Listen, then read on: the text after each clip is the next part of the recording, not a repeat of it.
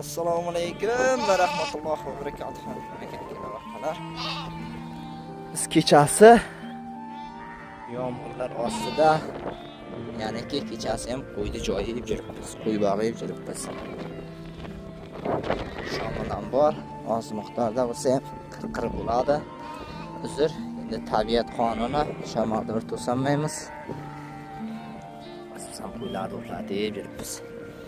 Yarim kechasi bunday yomg'irlar ostida, palatgacha bo'lsa, palatgang ostida uyquni ursangiz, tipir-tipir-tipirdab miyaga dam beraveradi-yu.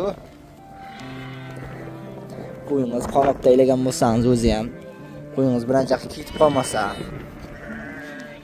mazza qilib uxlasangiz,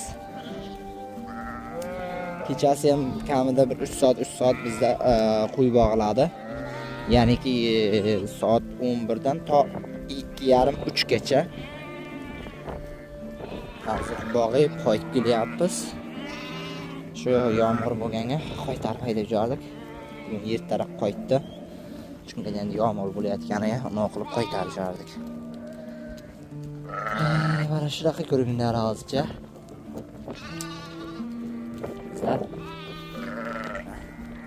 Juda zo'r bo'lyapti. Mashalloh, Allohim barakasini yog'diryapti. Barakasini yog'diraversin.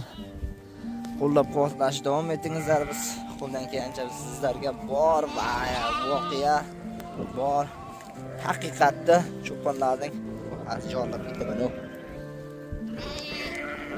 Cho'q tushib. Yog'in jig'itamiz shundayda. Haqiqatni gapirib borishga harakat qilamiz.